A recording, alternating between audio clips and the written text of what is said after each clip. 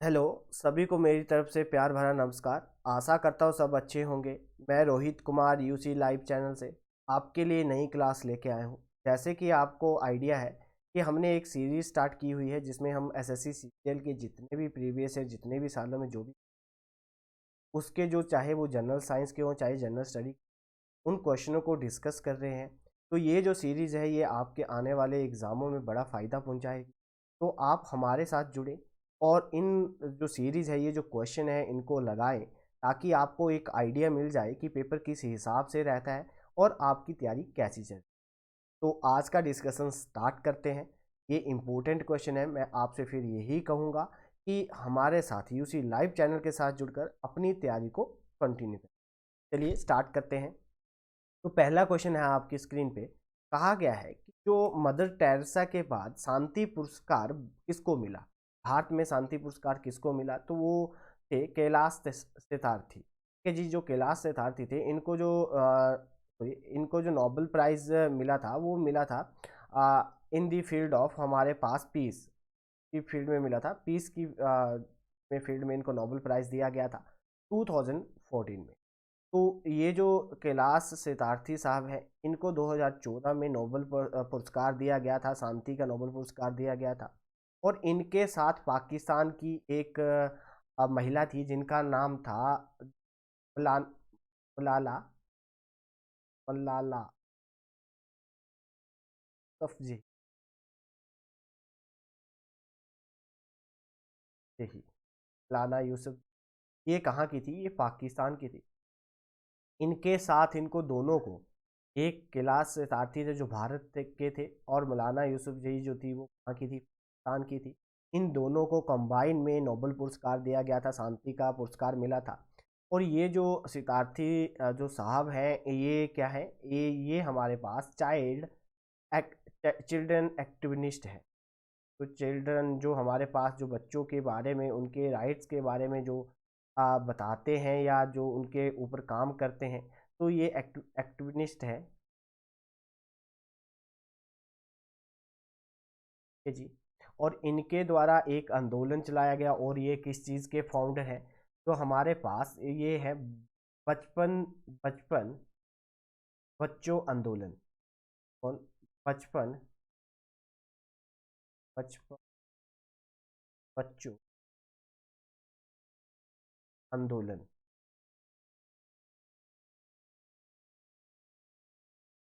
आंदोलन इनके द्वारा चलाया गया है। और क्या चलाया गया है?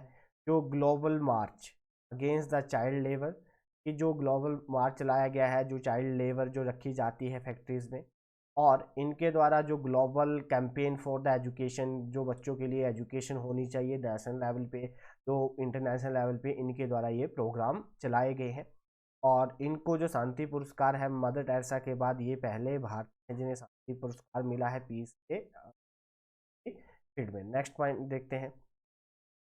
कहा गया है कि निम्नलिखित में से किस धातु, कौन सी धातु सबसे अधिक प्रतिक्रियाशील हो? तो सबसे रिएक्टिव जो मेटल होती है वो कौन सी होती है? वो होती है कैल्शियम। कौन सी? और बी जो है, कैल्शियम जो होती है वो मोस्ट रिएक्टिव, इंपॉर्टेंट है। नेक्स्ट नेक्स्ट क्वेश्चन देखते हैं।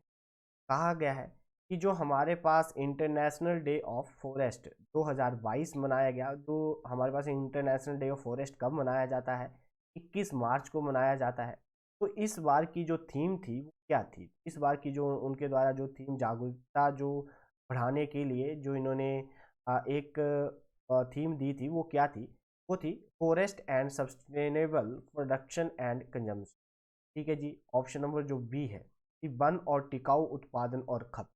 ऑप्शन नंबर बी जो है, जो 2022 का जो हमारे पास international day of the forest 2022 21 मार्च को, 21 मार्च को जो सेलिब्रेट किया गया, उसकी जो थीम थी वो ध्यान रखना। नेक्स्ट क्वेश्चन देखते हैं। नेक्स्ट क्वेश्चन में हमारे पास कहा गया which of the following metal is the most ductile metal, कि जो हमारे पास निम्नलिखित में से कौन सी धातु है जो सबसे अधिक तन्य धातु है, मतलब जो सबसे अधिक जाती है, लंबी लंबी उसकी वायर बन जाती हैं। तो वो कौन सी है? सोना। ठीक है। सोना की जो वायर है वो कितने किलोमीटर तक खींच सकते हैं? 80 किलोमीटर तक इस लंबी वायर बना सोने की जो हमारा सोना है उसकी जो वायर है वो कितने किलोमीटर तक ली जा सकती है, कितनी लंबी बनाई जा सकती है, तो 80 किलोमीटर। नेक्स्ट क्वेश्चन देखते हैं। भारत जो हमारे पास right to move freely throughout the territory of India is the fundamental right under the article under which article of the constitution of India. कहा गया है कि भारत में पूरे क्षेत्र में स्वतंत्र रूप से घूमने का अधिकार भारत के संविधान के किस अनुच्छेद के तहत मौलिक अधिकार। तो ये कौन सा फंडामेंटल राइट्स है जो हमें ये अधिकार देता है कि हम भारत में कहीं भी अपनी इच्छा के अनुसार घूम सकते हैं। तो ये हमारे पास जो अनुच्छेद है 19, ठीक है, अनुच्छेद 19 हमें जो देता है वो क्या बोलता है, राइट टू, जो हमारे पास राइट टू जी, राइट टू फ्रीडम। जो राइट टू फ्रीडम है वो हमें आर्टिकल 19 में आता है। इसमें हमें बोलने का अधिकार है, अपने एक्सप्रेशन दिखाने का अधिकार है, हम कहीं भी जा सकते हैं भारत के अंदर, हम कहीं भी किसी भी राज्य में आसानी से घूम सकते हैं। जो हमारे पास आर्टिकल 14 है ये बोलता है इक्वालिटी, इक्वालिटी ऑफ लॉ, ठीक है, बोला गया कि कानून सभी के लिए सेम है, ठीक है, कि कानून जो है वो सभी के लिए सेम है, चाहे वो कोई भी हो, चाहे वो अमीर हो, चाहे वो गरीब हो, चाहे वो किसी भी पोस्ट पे हो, तो सभी के लिए जो कानून है वो क्या है, बराबर है। जो आर्टिकल 21 है ये हमें क्या बताता है, प्रोटेक्शन ऑफ लाइफ, कि हमारी जो लाइफ है उसको प्रोटेक्ट करना, वो कौन बताता है, आर्टिकल नंबर 21। जो राइट टू प्राइवेसी जी, राइट टू प्राइवेसी, कि जो प्राइवेसी है वो हमारा राइट है, प्राइवेसी क्या है, हमारा राइट है, ये आर्टिकल 21 में आती है। 2018 में एक केस आया था के कुट्टास्वामी केस, के पुट्टास्वामी केस आया था जो 18 में, जिससे हमें हमारा क्या बन गया, राइट टू प्राइवेसी जो आ गया वो ऐड कर दिया आर्टिकल नंबर 21 में, right to protect of life. Article 24 क्या बोलता है, आर्टिकल 24 बोलता है कि जो prohibition of the child in the factory, जो फैक्ट्री में जो काम करते हैं बच्चों को, उनका उनका उनको रोकना, कि अगर कोई भी छोटे 14 साल से छोटे बच्चों से किसी भी कारखाने या किसी भी दुकान में काम करवाता है तो वो कानूनी अपराध है, वो उसके मौलिक अधिकारों का हनन कर रहा है। अगर कोई ऐसा करता है तो उसको क्या हो सकती है, सजा हो सकती है, अगर कोई उसके खिलाफ कंप्लेंट, अगर आपके मौलिक अधिकारों का हनन होता है तो आप आर्टिकल 32 जो है, जिसको क्या बोला जाता है, heart and the soil of the constitution, इसके द्वारा कहा गया था, भीमराव अंबेडकर के द्वारा कहा गया था। तो इसके थ्रू आप सुप्रीम कोर्ट में जा सकते हो, हमारे जो फंडामेंटल राइट्स है उसका हनन हो रहा है तो वो कौन देखेगा, सुप्रीम कोर्ट। सबसे बड़ा कोर्ट कहाँ है, दिल्ली में। अगर आप दिल्ली नहीं पहुंच सकते तो ये अधिकार हाई कोर्ट को भी दे दिया है, तो हाई कोर्ट इसको सुन सकता है 226 आर्टिकल के तहत। अगर कोई भी आपके मौलिक अधिकारों के खिलाफ, आपके मौलिक अधिकारों का हनन करता है तो आप हाई कोर्ट भी जा सकते हैं 226 आर्टिकल के तहत। नेक्स्ट क्वेश्चन देखते हैं। कहा गया है कि निम्नलिखित में से कौन सा जो हमारे पास चतुर्भुज क्षेत्र के अंतर्गत आता है, कि तो ये कौन सा हमारे पास एक सेक्टर होता है जिसमें कहा जाता है कि sector economy which is including the knowledge based economy sector, कि जो हमारे पास नॉलेज बेस्ड इकोनॉमी सेक्टर होता है तो वो उसको क्या कहते हैं, हम कहते हैं उसको क्वार्टिनरी सेक्टर। तो जो भी नॉलेज बेस्ड जो भी सेक्टर होगा, ठीक है, तो वो इसमें क्या है, तो जो हमारे पास इंफॉर्मेशन टेक्नोलॉजी एंड प्रौद्योगिकी जो है हमारे पास, वो क्या है, हमारी इकोनॉमी का चौथा जो है वो सेक्टर है, वहाँ पे वो उस सेक्टर से भी हमें क्या होता है, लाभ, हमारी जो जीडीपी है वो उसमें उस जो सेक्टर है ये जो जीडीपी में जो इम्पोर्टेंट रोल प्ले करता है। नेक्स्ट क्वेश्चन देखते हैं कि जो हमारे पास नंदा ब्लॉक प्रिंटिंग नाम की रंगीन जो कला, जो कपड़ों और रूपांकन की सुंदर अभी तक संरेखित व्यवस्था का प्रयोग करती है, तो वो तारापुर के किस गांव में, तारापुर के एक गांव में प्रचलित है। तो वो जो तारापुर गांव है वो कहाँ पे है, तो जी वो है कहाँ पे है जी, वो मध्य प्रदेश में है। और ये जो फेस्टिवल है, ये जो मनाया जाता है, ये कौन सी कम्युनिटी, कौन सी जनजाति के द्वारा इसको सेलिब्रेट किया जाता है, जो भी, ठीक है, जो भील जनजाति है उनके द्वारा इस फेस्टिवल को मनाया जाता है। और जो हमारे पास पेठापुर, कौन सा जी, पेठापुर, ध्यान में रखना, जो पेठापुर एक तरह का ऐसा ही फेस्टिवल होता है जिसमें क्या किया जाता है, ये गुजरात में मनाया जाता है, कहाँ पे, गुजरात में, जिसमें क्या किया जाता है, छपाई का ब्लॉक बनाने के लिए सोगान की लकड़ी का प्रयोग किया जाता है। कि हमारे पास पेठापुर एक तरह का, वहाँ पे एक तरह का ऐसा ही सेम ही है। तो वहाँ पे क्या किया जाता है, गुजरात में किया जाता है कि एक छपाई का ब्लॉक बनाया जाता है जो सोगान की लकड़ी का बना होता है। और जो हमारे पास सगानेरी सगानेरी जो है, ये सगानेरी जो है ये राजस्थान है। इसमें क्या किया जाता है, रूपांकन रूपांकन ज़्यादातर जो पुष्प आधारित होते हैं, जो रूपांकन किया जाता है, जो पुष्प होते हैं, जो फूल होते हैं, उस पर आधारित है। तो ये जो नाम है ये कहाँ पे यूज किया जाता है, जो हमारे पास राजस्थान है वहाँ। ठीक है जी, इम्पोर्टेंट है। नेक्स्ट क्वेश्चन देखते हैं कि जो हमारे पास 2019 में रविंद्रनाथ टैगोर लिटरेसी प्राइज मिला, ठीक है, तो वो नोबल, उनका जो नोबल था जिसका नाम सोलो था, तो वो किसको दिया गया, ठीक है, तो वो मिला हुआ है राणा दासगुप्ता। ठीक है, तो एक अवार्ड है जो लिटरेसी में दिया जाता है, जो हमारे पास इसमें जो हमारे पास साहित्य में जो नोबल पुरस्कार दिया जाता है, तो वो उस जो 2019 का जो पुरस्कार था वो राणा दास गुप्ता को मिला। और उनके जो नोबल, उनका जो उपन्यास था उसका नाम क्या था, सोल। इंपॉर्टेंट है, ध्यान रखना। नेक्स्ट क्वेश्चन देखते हैं। कहा गया है कि जो हमारे पास जो सिक्किम को तिब्बत से जोड़ता है और 1962 में भारत पर चीन आक्रमण के बाद बंद कर दिया गया था, लेकिन 2006 में फिर से खोल दिया गया था क्योंकि दोनों देशों की सरकारों ने भूमि मार्गों के माध्यम से अपने व्यापार को बढ़ाने का फैसला किया। तो जब 1962 में इंडिया चाइना वॉर हुई थी तब इसको बंद कर दिया गया था, और 2006 में इसको फिर खोल दिया गया। तो वो कौन सा पास है, नथुला। ठीक है जी, जो नथुला है ये जो है ये इसको चिकन नेक से होकर गुजरता है। नथुला जो है ये सिक्किम, ठीक है, सिक्किम, इंडिया और चाइना, ठीक है, इसके बीच में जो है ये एक पास है। ठीक है, नथुला। नथु नथु का मतलब होता है सुनने वाला कान। का मतलब होता है सुनने वाला कान, वाला कान। ठीक है जी। और जो हमारे पास ला का मतलब होता है, इसका मतलब होता है दर्रा। क्या, सुनने वाला कान, और ला का मतलब दर्रा। जो हमारे पास जोजीला है, जोजीला दर्रा, ये कहाँ पे है, J&K में। और कौन सा, जो हमारे पास बजरीला दर बजरीला, और हमारे पास इस जो हमारे पास इमस,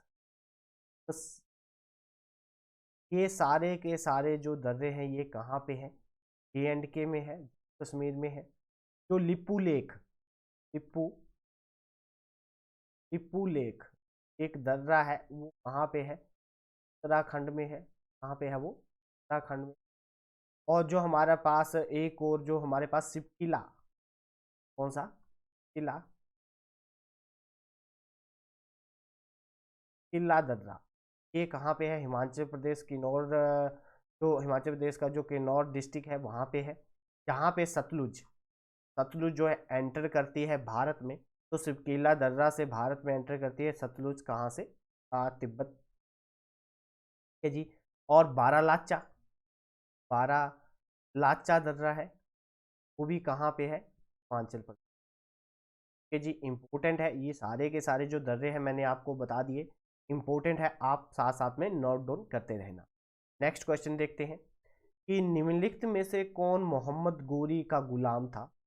वे अपने स्वामी की मृत्यु के बाद शासक बना और उसने गुलाम वंश मैंने आपको पहले भी बताया था कि गुलाम वंश की स्थापना किसके द्वारा की गई थी, कुतुबुद्दीन ऐबक। जो कुतुबुद्दीन ऐबक थे उनके द्वारा जो गुलाम वंश की स्थापना की गई थी। और ये जो गुलाम वंश है इसकी जो स्थापना की गई थी ये 1206 में की गई थी। और ये जो शासक बना था जब मोहम्मद गोरी की मृत्यु हो गई थी, उसके बाद ये शासक बना था, ये मोहम्मद गोरी का स्लेव था, इसीलिए गुलाम मतलब उनका गुलाम था। और इसने गुलाम वंश की स्थापना की। और ये जो गुलाम वंश का ये जो कुतुबुद्दीन ऐबक था, ये इतना उदारवादी था कि इसको लख बख्श, क्या क्या कहा जाता था, इसको लख को जो उपाधि दी गई थी, इसको जो लोग लक बक्स के नाम से भी जान, ठीक है, के रूप में भी जाना जाता था। इंपॉर्टेंट है कि लक बक्स किसे कहा जाता था, तो किसे कहा जाता था, जो कुछ सेवक था उसे। और इसकी जो मृत्यु है जो 1210 में हुई, तो ये पोलो चौगान खेल रहा था और घोड़े से गिर गया। या चौगान खेलता खेलता ये घोड़े से गिर गया, या पोलो खेलता खेलता ये घोड़े से गिर गया और इसकी मृत्यु होगी। इंपॉर्टेंट है कि घोड़े चौगान खेलते खेलते किसकी मृत्यु हुई थी, तो गुलाब वंश का जो पहला, जिसने गुलाब वंश की स्थापना करी थी कुछ ऐबक, उस मृत्यु। नेक्स्ट क्वेश्चन देखते हैं। जो हमारे पास इसरो है, जो भारतीय अंतरिक्ष अनुसंधान संगठन के अध्यक्ष और पद्म विभूषण पुरस्कार सम्मानित उस व्यक्ति का नाम बताइए जिसने मंगल कक्ष के पहले प्रयास में मंगल ग्रह के कक्ष में प्रवेश करने वाला पहला भारतीय अंतरिक्ष यान बनाने पर एक ऐतिहासिक क्षण बनाया था और उसे जारी किया था। ठीक है जी, तो जो मंगलयान था, ठीक है, तो उसका एक ऑर्बिटल जो एंटर किया था जो मंगल में, तो वो पहले अटेम्प्ट में ही उन्होंने कर दिया था। और ये दुनिया का पहला भारत ऐसा देश बना था जिसने पहले ही अटेम्प्ट पे मंगल ग्रह पे पहुंच गए थे। तो जो के राधाकृष्णन थे, ऑप्शन नंबर बी, जो इसरो के जो चेयरमैन थे, जो जिनको पद्म विभूषण भी मिल चुका है, तो उनका नाम क्या था, के राधाकृष्णन। इंपॉर्टेंट है, very very important. Next question देखते हैं। भारत का सबसे लंबा राष्ट्रीय जय मार्ग कौन सा है, तो वो है NH-40 के जी। NH-44 जो है वो भारत का सबसे बड़ा जो राज्य मार्ग है, ये कहाँ से कहाँ तक है, तो ये जे एंड के जो हमारे पास श्रीनगर से, क्या श्रीनगर से लेकर कहाँ तक है, कन्याकुमारी जो है हमारे पास तमिलनाडु, कहाँ से कहाँ, श्रीनगर, याद रखना कहाँ से, श्रीनगर से कन्याकुमारी हमारी, और ये भारत का सबसे बड़ा है।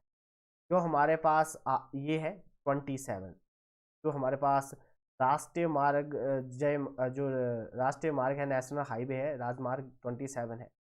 तो ये जो है ये कहाँ से कहाँ तक फैला हुआ है, पोरबंदर गुजरात से, ये जी, पोरबंदर पोरबंदर गुजरात से,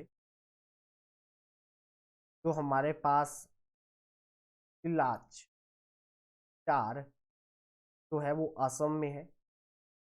एक वहाँ पे डिस्ट्रिक्ट है उसका, एक वहाँ पे एक, और इसकी जो टोटल लेंथ है इतनी है 3745 किलो।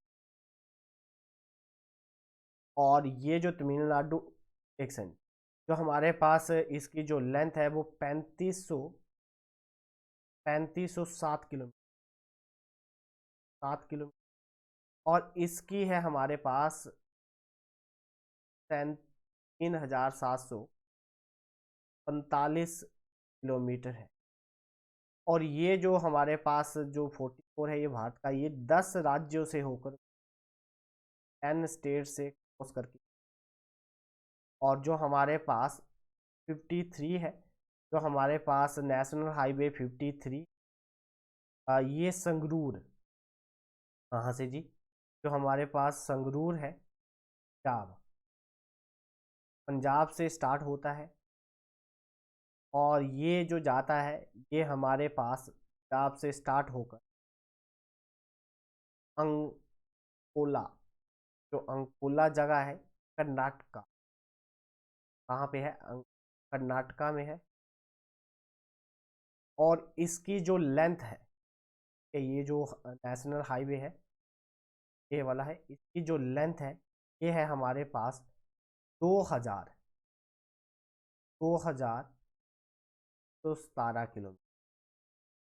अब हमारे पास जो नेशनल हाईवे 48 है, ये जो स्टार्ट होता है ये न्यू दिल्ली, ये जी न्यू दिल्ली ये स्टार्ट होता है। और जो हमारे पास तमिलनाडु है, तमिलनाडु तक जाता है। और इसकी जो लेंथ है वो 2807 किलो। क्लियर है जी। तो मैंने आपको सारे हाईवे बता दिए कि ये जो जितने भी हाईवे हैं ये कहाँ से कहाँ जाते हैं, इंपॉर्टेंट है, इनको राइट डाउन कर लेना क्योंकि आने वाले एग्जाम में आपको ये बड़ा फ़ायदा पहुंचा। नेक्स्ट क्वेश्चन देखते हैं कि जो हमारे पास लोक अदालत के तहत बनाई गई है, तो लोक अदालत किसके तहत बनाई गई है, किस एक्ट के अंडर आती है, जो लीगल सर्विस अथॉरिटी एक्ट है, ठीक है, कानूनी सेवा और प्रबंधीकरण अधिनियम जो आता है उसके अधीन ये आती है। और ये जो लीगल सर्विस अथॉरिटी एक्ट है ये कब आया था, 1980 आया था 1987 में आया था। ये आर्टिकल जो हमारे पास आर्टिकल जो है, जो अनुच्छेद, जो आर्टिकल 39A है सॉरी, जो आर्टिकल 39A है, ये क्या करवाता है, इसका क्या ऑब्जेक्टिव है, ये प्रोवाइड करवाता है free and legal service for citizen, कि ये क्या प्रोवाइड करवाएगा कि सभी के लिए लीगल और फ्री सर्विस प्रोवाइड करवाता है आर्टिकल 39A। और ये किस के अंडर आता है, लीगल सर्विस के अंडर, अथॉरिटी एक्ट के अंदर आता है, जो कब आया था, 1987 में आया था इम्पोर्ट। नेक्स्ट क्वेश्चन देखते हैं, कहा गया है कि which was the first Muslim dynasties rule, Bharat पर शासन करने वाला पहला मुस्लिम राजवंश कौन था, अभी हमने बताया कौन था, गुलाम वंश था। और इसके जो संस्थापक थे वो कौन थे, कुतुबुद्दीन ऐबक थे। और कब बसाया था, 1200 कब बसाया। और कुतुबुद्दीन ऐबक की मृत्यु कैसे हुई थी, उनकी मृत्यु घोड़े से गिरकर पोलो खेलते हुए, चौगान खेलते हुए उनकी मृत्यु हो, ठीक है। और उनको तो हमारे पास लख बख्श के नाम से भी उनको जाना जाता है। नेक्स्ट पॉइंट देखते हैं, जो हमारे पास मिड डे मील स्कीम, तो किस मिनिस्ट्री के द्वारा इसको स्टार्ट की गई थी। जो हमारे पास पहले जो होती थी वो HRD मिनिस्ट्री होती थी, जिसको मानव संसाधन विकास मंत्रालय के नाम से जाना जाता था। अभी हाल ही में इसका नाम चेंज कर दिया गया है और इसको क्या बना दिया गया है, क्या बना दिया गया है, इसको एजुकेशन मंत्रालय क्या मिनिस्ट्री जी। हमारे पास शिक्षा मंत्रालय है, का नाम अब शिक्षा मंत्रालय कर दिया गया है। पहले भी इसका नाम शिक्षा मंत्रालय हुआ करता था, पर 1986 को चेंज करके HRD कर दिया गया, ठीक है। इनके द्वारा इस स्कीम को स्टार्ट किया गया है, मिड डे मील जो स्कीम है उसको स्टार्ट किया गया है 15 अगस्त 1995 1995 में, ठीक है। इम्पोर्टेंट है, ध्यान में रखना। एक और इसके साथ ध्यान में रखने में ट्रिक बताता हूँ, एक और है हमारे पास WTO, वर्ल्ड ट्रेड ऑर्गेनाइजेशन, तो वो भी कब बना था, 1950 1995 में, ठीक है। तो मिड डे मील दोनों 1995, और जो WTO वर्ल्ड ट्रेड ऑर्गेनाइजेशन है ये भी कब बना था, 1950। और ये जो है ये सेंटर स्पॉन्सर्ड स्कीम है। ये कौन सी है, सेंटर स्पॉन्सर स्कीम है, मतलब इसमें सेंटर भी पैसा लगाएगा और स्टेट भी पैसा, ठीक है, स्पॉन्सर कर दिया है। तो इसमें ये हो सकता है कि 80-20 की रेशो होती, ठीक है, 80% सेंटर लगाएगा, 20% स्टेट लगाएगा, कुछ ऐसा इसमें रहता है। नेक्स्ट क्वेश्चन देखते हैं कि जो हमारे पास वोटर डे कब ऑब्जर्व किया जाता है, जो जल दिवस है प्रतिवर्ष मनाया जाता है, तो कब मनाया जाता है, वो मनाया जाता है 22 मार्च। इम्पोर्टेंट है, ध्यान में रखना, क्योंकि आपको हर एक पेपर में एक ना एक डे आता है। जो हमारे पास 22 अप्रैल को मनाया जाता है वो अर्थ डे मनाया जाता है। कौन सा डे मनाया जाता है जी, अर्थ डे मनाया, ठीक है जी। और जो हमारे पास 1 मई को मनाया जाता है वो कौन सा डे मनाया जाता है, लेबर डे, लेबर डे मनाया जाता है, क्या इम्पोर्टेंट है। 10 मई को भी, सॉरी 10 दिसंबर को भी मनाया जाता है, ठीक है। तो ये आपके लिए क्वेश्चन है कि कौन सा मनाया जाता है, आपको सभी का पता होना चाहिए कब कौन सा डे जो है, क्योंकि जो जो हाल ही में जितने भी मंथ आपके पेपर से पहले आते हैं उसमें जितने भी डेज हैं वो सभी इम्पोर्टेंट होते हैं, क्योंकि कोई ना कोई डे जो है वो पेपर में पूछा जाता है। उम्मीद करूंगा कि आप वीडियो को लाइक शेयर और कमेंट जरूर करेंगे और हमारे UC लाइव चैनल के अपने आने वाले एग्जामों की तैयारी कंटिन्यू। नेक्स्ट क्वेश्चन देखते हैं कि जो बदामी चालुक्य ने जिसने बदामी में स्थानांतरित करने से पहले अपनी राजधानी बनाई थी, तो वो कौन थी, एहोल, ठीक है जी। कि बदामी जो चालुक्य थे उन्होंने अपनी राजधानी को कहाँ शिफ्ट कर दिया था, बेदामी, उससे पहले जो उनकी जो कैपिटल हुआ करती थी वो एहोल हुआ करती थी। और ये जो एहोल जगह है ये कहाँ पे है जी? कर्नाटक। कहाँ पे है? कर्नाटक में। इम्पोर्टेंट है, ध्यान में रखना। और जो ये हमारे पास इसको जो है, इसको वर्ल्ड हेरिटेज जो है यूनेस्को, जो हमारे पास यूनेस्को है उस उनके द्वारा वर्ल्ड हेरिटेज का इसको दर्जा दिया जा चुका है। वर्ल्ड हेरिटेज जी, वर्ल्ड हेरिटेज का इसको दर्जा मिल चुका है। और ये जो है, ये जो किस नदी के किनारे है? जो हमारे पास माया सॉरी मालप्रभा, जो हमारे पास मालप्रभा जो रिवर है, जो मालप्रभा रिवर है उसके किनारे पर ये जो है एहोल जो है वो है। तो मालप्रभा जो रिवर वैली है उसके किनारे पर जो है ये एहोल जो है जो कर्नाटका में है, जिसको यूनेस्को वर्ल्ड हेरिटेज के द्वारा ये दर्जा मिला। नेक्स्ट क्वेश्चन देखते हैं कि जो हमारे पास एक प्रोसेस होती है जिसको ग्लैब जो हमारे पास क्या कहते हैं? ग्लेबनाइजेशन कहते हैं। ठीक है, जो किसके लिए यूज़ की जाती है? वो उस पे क्या वो प्रोसेस क्या होती है? वो जिंक होता है कि जो हमारे पास लोहे पे जो जंग लगता है, ठीक है, उस प्रोसेस को क्या कहते हैं? उसको कहते हैं ग्लेबनाइजेशन। तो उसमें क्या लग जाता है? जिंक लग जाता है। जो आपने देखा होगा कि लोहे पे जो जंग लगता है वो किस कलर का? भूरे कलर का। नेक्स्ट क्वेश्चन देखते हैं कि जो हमारे पास लोकप्रिय बाघ गुफा चित्र में पाए जाते हैं, ठीक है, जो हमारे पास बाघ केव है वो पेंटिंग कहाँ पे पाई जाती है? तो वो कहाँ पे है जी? मध्य प्रदेश। कहाँ पे है जी? मध्य प्रदेश में है। और ये जो है ये 9 केव्स है। कितनी है? 9 गुफाएं हैं। और इसमें जो चित्र बने हुए हैं, जो बुद्धिस्ट है, कि जो बुद्धिस्ट आर्किटेक्चर है बुद्धिज्म का है, बुद्धिज्म जो है इसमें इन गुफाओं में क्या किया गया है? उसका आर्किटेक्चर बनाया गया है। उस पे जितने भी मतलब जो बुद्धिज्म के बारे में जितने भी उसके जो उपन्यास थे या जो वहाँ पे जो क्या थी उसके बारे में वहाँ पे दर्शाया गया है। नेक्स्ट क्वेश्चन देखते हैं कि जो हमारे पास बंदीपुर नेशनल पार्क है वो कहाँ पे है? तो कहाँ पे है जी? कर्नाटक। ठीक है जी, जो बंदीपुर नेशनल पार्क है वो कहाँ पे है? कर्नाटका में है। और ये एक टाइगर रिजर्व है जी, ये टाइगर रिजर्व है,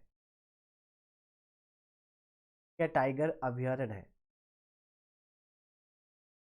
और इसको कब बनाया गया था? 1974 को। और कहाँ पे है जी? कर्नाटका में है। नेक्स्ट क्वेश्चन देखते हैं। नेक्स्ट क्वेश्चन में हमारे पास क्या कहा गया है? तो नेक्स्ट क्वेश्चन में हमारे पास कहा गया है कि जो हमारे पास पहला मुस्लिम शासक जिसका साम्राज्य लगभग पूरे भारत को उसके चरम दक्षिण तक फैले हुए थे, तो वो कौन था? अलाउद्दीन। कौन था जी? अलाउद्दीन खिलजी। और अलाउद्दीन खिलजी का जो वंश था वो मतलब जो राजवंश था वो कब से कब तक स्टार्ट हुआ था? 1290 से लेकर 1200 तक ये रहे थे। क्या जो हमारे पास तुगलक, जो तुगलक थे, कि जी जो तुगलक थे, तुगलक का जो हमारे पास वंश था वो 1320 से लेकर 1414 तक इन्होंने शासन किया। और जो अलाउद्दीन खिलजी था, जो खिलजी वंश की जो स्थापना की थी वो जलालुद्दीन खिलजी के द्वारा की गई। ठीक है जी, इंपॉर्टेंट है, मैंने आपको ये बता दिया। नेक्स्ट क्वेश्चन देखते हैं कि जो हमारे पास who founded the name and the science of the electromagnetism. Electromagnetism किसके द्वारा डिस्कवर की गई थी? तो किसके द्वारा? जो एंड्रिया मैरी अम्पेयर थे उनके द्वारा। इंपॉर्टेंट है, ध्यान में रखना। इलेक्ट्रोमैग्नेटिज्म मतलब जो इलेक्ट्रिक और मैग्नेटिक फील्ड के द्वारा जो करंट प्रोड्यूस किया जाता है, जो करंट आता है, उसके बारे में किसने बताया था? तो वो तो एंड्रिया मैरी। नेक्स्ट क्वेश्चन देखते हैं। कहा गया है कि कौन सी निम्नलिखित में से कौन ओजोन परत को नष्ट करता है? तो कौन ओजोन जो परत है उसको नष्ट करता है, सबसे ज्यादा उसको इफेक्ट करता है? तो वो क्या है? सल्फर। जी, ऑप्शन नंबर ए जो है वो सही आंसर। नेक्स्ट क्वेश्चन देखते हैं कि भारत में उपराष्ट्रपति बनने के लिए न्यूनतम आयु कितनी होनी चाहिए जी? सॉरी 35 ईयर्स होनी। अगर आपको लोकसभा, ठीक है, लोकसभा में जाना है तो आपकी एज कितनी चाहिए? आपकी एज होनी और अगर आप जो है अगर मान लो कि अगर कोई उपराष्ट्रपति बनता है तो वो ऑटोमेटिकली ही मतलब क्या बन सकता है, जो हमारे पास सभापति होता है किसका, राज्यसभा का। ठीक है जी।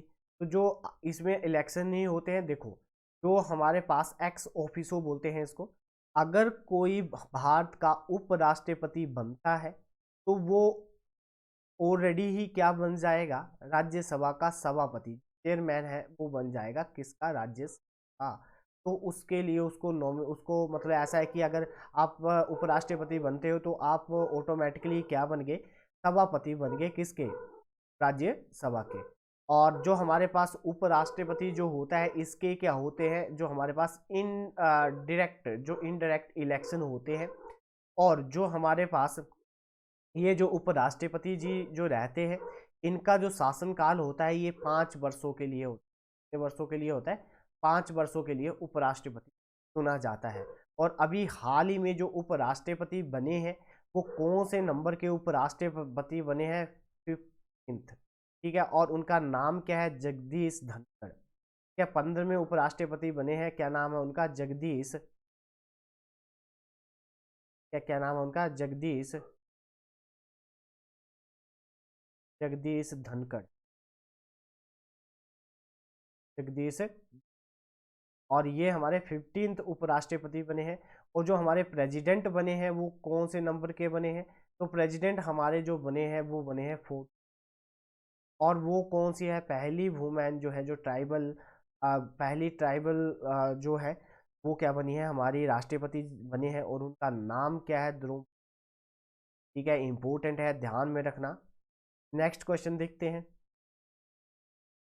जो हमारे पास उच्चतम न्यायालय या सर्वोच्चतम न्यायालय का निम्नलिखित में से कौन सी रीट किसी व्यक्ति को सार्वजनिक कार्यकाल में धारण करने से रोकने के लिए जारी किया जाता है जिसके लिए वे हकदार नहीं है। ठीक है जी, कि क्या कहा जाता है कि अगर कोई भी बंदा किसी भी कार्यकाल में रोकने के लिए एक रिट यूज करता है, कौन, हाई कोर्ट और सुप्रीम कोर्ट, तो वो कौन सी रिट यूज करता है, 5 प्रकार की हमारे पास रिट होती है। तो इसमें जो ऑप्शन नंबर डी है, जो अधिकार जो हमारे पास परीक्षा होती है जिसको क्यू वारंटो कहा जाता है, तो वो कौन करता है, वो सुप्रीम कोर्ट या हाई कोर्ट दोनों इशू करते हैं। अगर किसी के अधिकार के हकदार होता है वो उसको वो अधिकार नहीं मिलता है तो उसको उसके लिए जो यूज़ किया जाता है वो कौन सी रिट यूज़ की जाती है, उसको बोलते हैं क्यू वारंट। नेक्स्ट क्वेश्चन देखते हैं कि चंद्रगुप्त मौर्य के जो पुत्र थे वो कौन थे, तो वो कौन थे, बिंदु। ठीक है, और बिंदुसार के पुत्र कौन थे, ठीक है जी।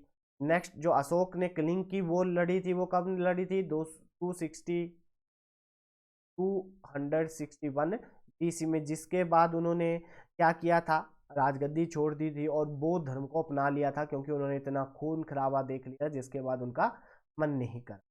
अब नेक्स्ट देखते हैं। जो हमारे पास तुगलक वंश के बाद भारत में कौन सी सत्ता आई, तो तुगलक वंश के बाद भारत में कौन सी सत्ता आई, सैयद। ठीक है जी, जो सैयद राजवंश था, वो सैयद जो राजवंश था वो दिल्ली की 4th सुल्तान था। ठीक है, जो 4th जो दिल्ली में शासन करने वाला ये 4th सल्तनत थी, 4th राजवंश था जिनकी जो शासन चला था वो 1414 से 51 तक ये इन्होंने दिल्ली पे शासन किया था। ठीक है जी, इम्पोर्टेंट है। तो ये जो हमारे पास ये सुल्तान बने थे, ये जो पहले थे ये मुल्तान के गवर्नर हुआ करते थे, पूर्व गवर्नर हुआ करते थे, रिजवान खान। ठीक है, उन्होंने इसकी स्थापना करी थी, पास खान। ठीक है, तो ये जो मुल्तान के गवर्नर हुआ करते थे और ये दिल्ली पे शासन करने वाला जो 4th सल्तनत थी उसके द्वारा यहाँ पे शासन किया। नेक्स्ट क्वेश्चन देखते हैं। किस ग्रह को बोना ग्रह माना जाता है, तो किसको माना जाता है जी, सबसे बड़ा ग्रह कौन सा है, जो हमारे पास पृथ्वी है उसको क्या कहते हैं, ब्लू प्लैनेट कहते हैं, नीला ग्रह कहते हैं। जो शनि है ये जो है हमारे पास सेकंड लार्जेस्ट प्लेनेट है इन सोलर सिस्टम। दूसरा सबसे बड़ा ग्रह कौन सा है? शनि।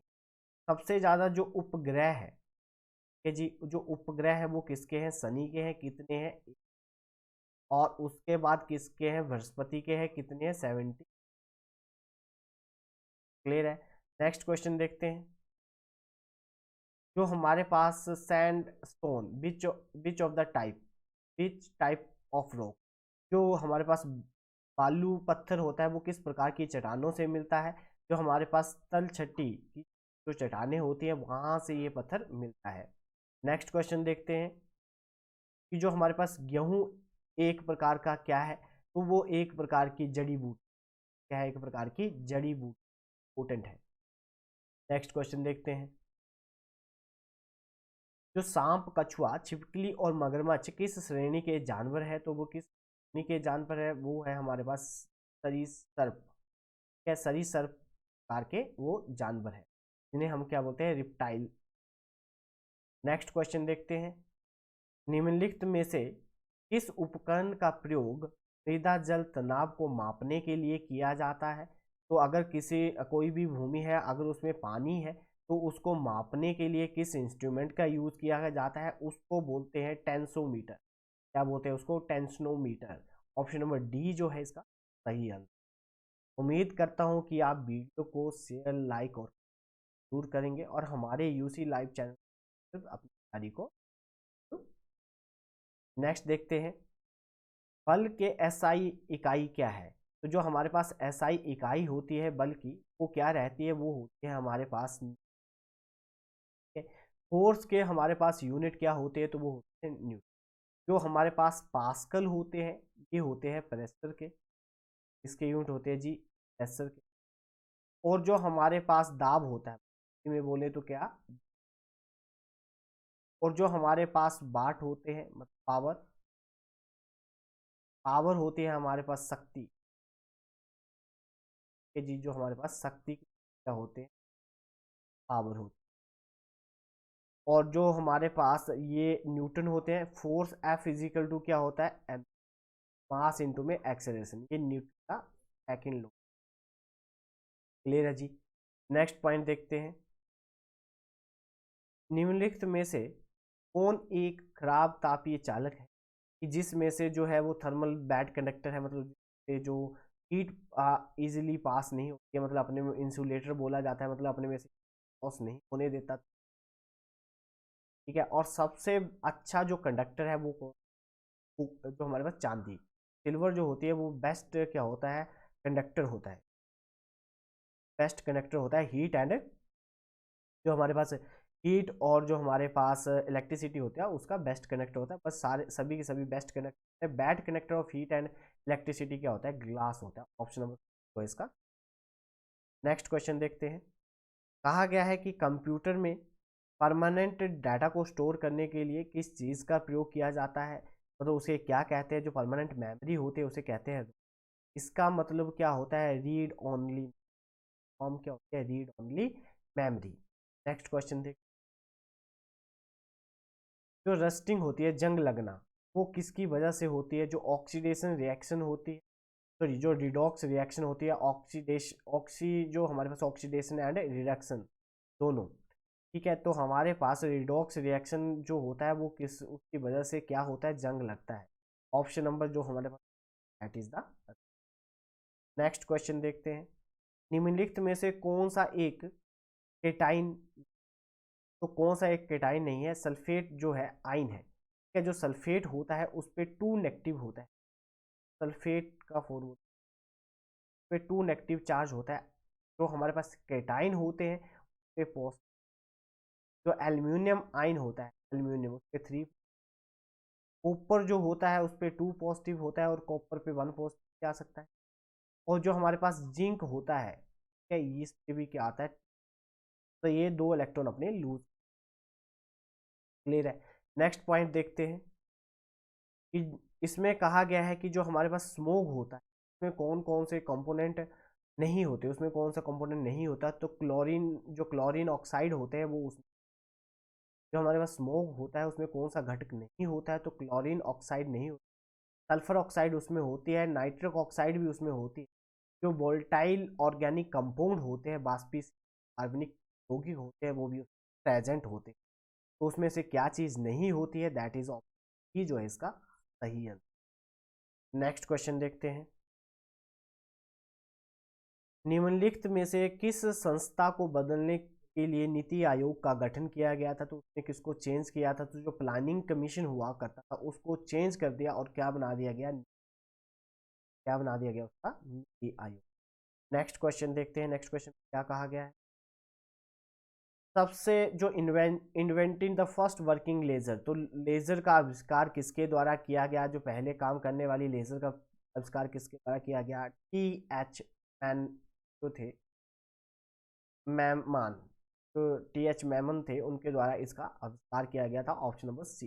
नेक्स्ट क्वेश्चन है कि डॉक्टर भीमराव अंबेडकर के द्वारा किस अनुच्छेद को संविधान का हार्ट एंड सोल कहा था? मतलब क्या कहा था? दिल और आत्मा के संदर्भ से कहा गया था। तो वो किसको कहा गया था? Article number 32। आपको जो आर्टिकल 4 है, जो हमारे पास पार्ट 1 है जी, जो पार्ट हमारे पास फर्स्ट है, वो क्या डील करता है? आर्टिकल 1 से लेकर आर्टिकल 4 के बीच। तो आर्टिकल 4 क्या बताता है कि अगर किसी भी स्टेट का नाम चेंज करना हो, या उसकी बॉर्डर के बारे में या उसकी सीमा के बारे में एडजस्ट करनी हो, मतलब उसकी सीमा कहाँ तक है निर्धारित करनी हो, तो वो अनुच्छेद 4 में आता है। ये तो मैंने बता दिया। आर्टिकल 32 में क्या आता है? रिट्स आती हैं। क्या अगर कोई भी फंडामेंटल राइट्स का हनन करता है तो वो रिट्स के थ्रू हाई कोर्ट और सुप्रीम कोर्ट में जा सकता है।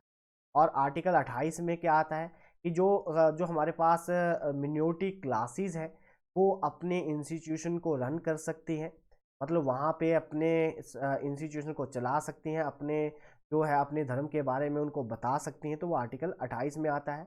आर्टिकल 30 में क्या आता है कि जो एडमिनिस्ट्रेशन है, जो मिनोरिटीज़ है, वो अपने इंस्टीट्यूशन को कैसे रन करेंगी, उसका एडमिनिस्ट्रेशन के बारे में उनको बताया गया है। वो जैसे अपने हिसाब से उसको चला सकते हैं, अनुच्छेद 30 में आता है।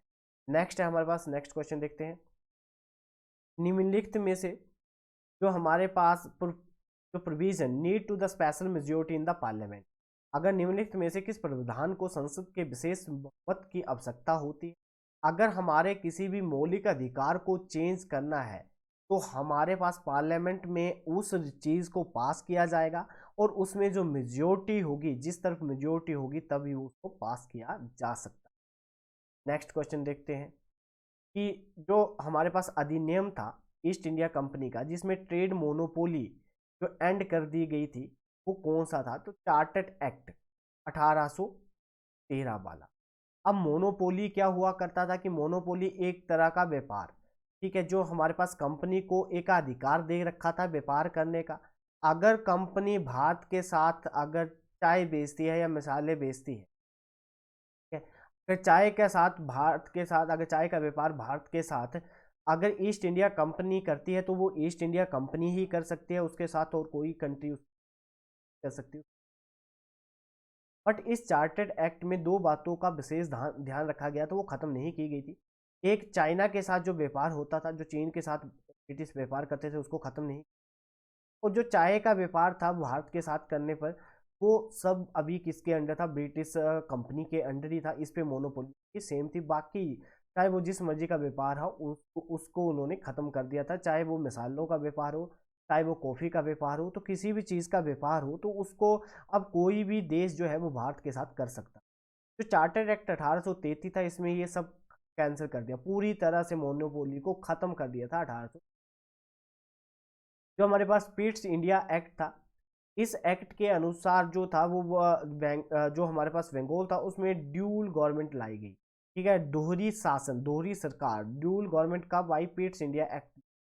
जो हमारे पास रेगुलेटिंग एक्ट था 1873, उसमें जो था वो पहली बार जो था वहाँ पे एक पोस्ट बनाई गई, और उस पोस्ट का नाम क्या था? गवर्नर जनरल ऑफ था, गवर्नर जनरल ऑफ बंगाल की पोस्ट बनाई गई। कहाँ पे? रेगुलेटिंग एक्ट 73 में। ठीक है जी। नेक्स्ट क्वेश्चन देखते हैं कि इसमें से जो हमारे पास कौन सी स्टेट है receiving the rainfall during the western disturbance? कि वेस्टर्न डिस्टर्बेंस की वजह से कौन कौन सा जो स्टेट है जहाँ पे बारिश आती है, तो वो कौन सा है? पंजाब। नंबर ए जो है। नेक्स्ट क्वेश्चन देखते हैं कि जो हमारे पास पश्चिमी घाट और पूर्वी घाट दोनों में पर्याप्त वर्षा क्यों होती है, जबकि दक्कन के पठार में बहुत कम वर्षा होती है? क्योंकि ये वर्षा छाया क्षेत्र है। ठीक है, तो ऑप्शन नंबर ए जो है दैट इज द।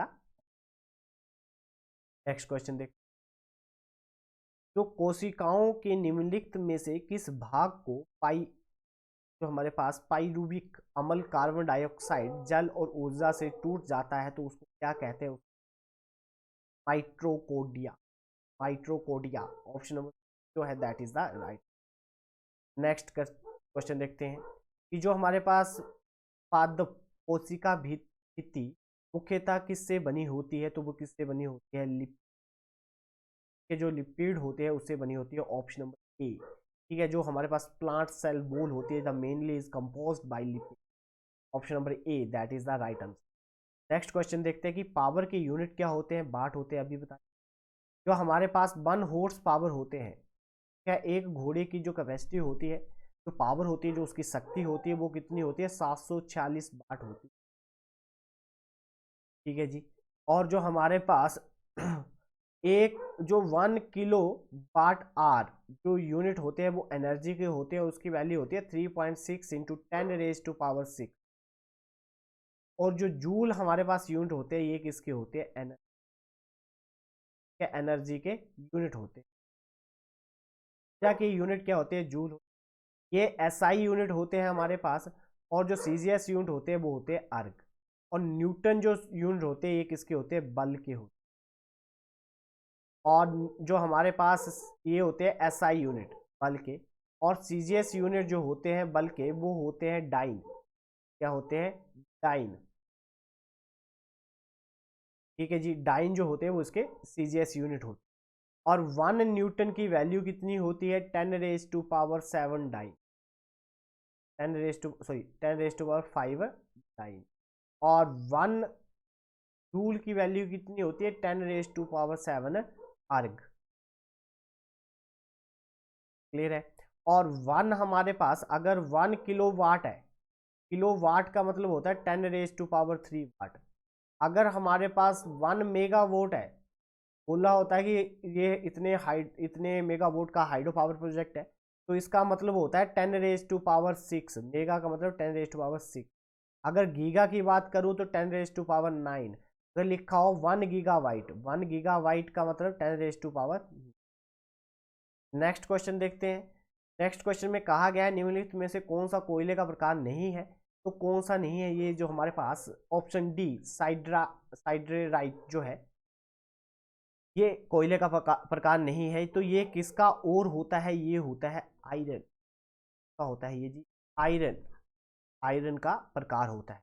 जो हमारे पास एंथ्रासाइट, लिग्नाइट और जो हमारे पास पीट होता है, ये किसके जो हमारे पास किसकी टाइप है? तो ये जो कोयला होता है उसकी टाइप है।